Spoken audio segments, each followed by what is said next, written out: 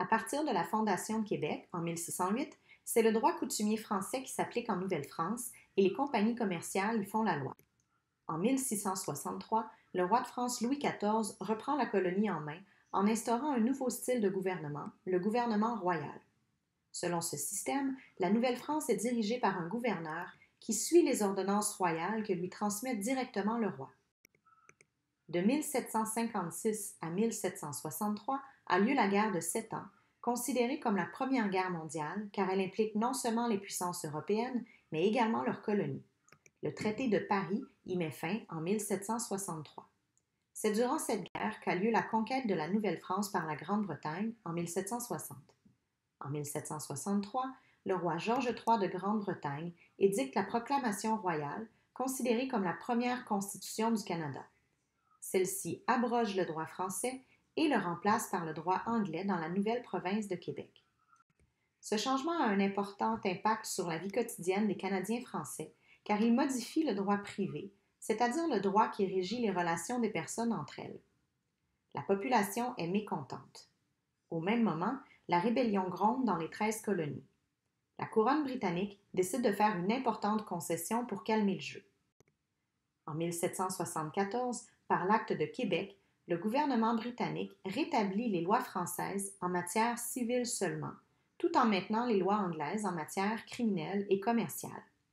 Il s'agit là de l'événement historique clé qui explique la coexistence du droit civil français et de la common law anglaise au Québec, ce qu'on appelle le bijuridisme, et qui existe encore aujourd'hui.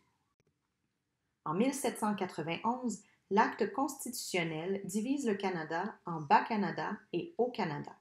Chaque province a sa propre assemblée législative. Les deux provinces sont ensuite réunifiées sous un même gouvernement par l'acte d'union en 1840, qui vise notamment l'assimilation politique des Canadiens français en réponse aux rébellions des Patriotes de 1837-38. Le bijuridisme est toutefois maintenu dans la province du Bas-Canada et, en 1866, est adopté le Code civil du Bas-Canada qui simplifie l'application du droit civil et commercial en réunissant pour la première fois l'ensemble des règles dans un seul document. En 1867, l'Acte de l'Amérique du Nord britannique, cinquième loi constitutionnelle du Canada, crée la Confédération canadienne telle qu'on la connaît aujourd'hui, en partageant pour la première fois les pouvoirs entre les provinces et le gouvernement fédéral.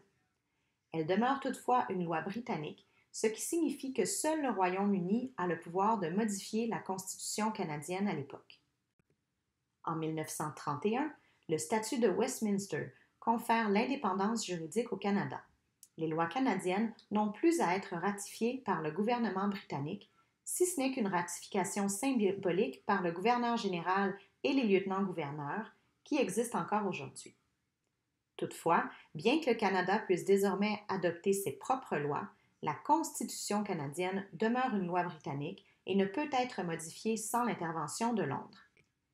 Il faudra attendre le rapatriement de la Constitution et l'adoption de la loi constitutionnelle de 1982 pour que le Parlement du Royaume-Uni renonce à son pouvoir de légiférer au Canada.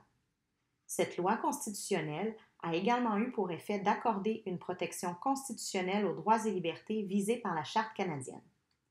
Fait intéressant à noter, la loi constitutionnelle de 1982 n'a jamais été signée par le Québec. Le premier ministre canadien Pierre Elliott Trudeau et les premiers ministres des autres provinces avaient en effet profité du couvert de la nuit pour conclure les négociations en l'absence du premier ministre du Québec, René Lévesque. On surnomme cet épisode « La nuit des longs couteaux ».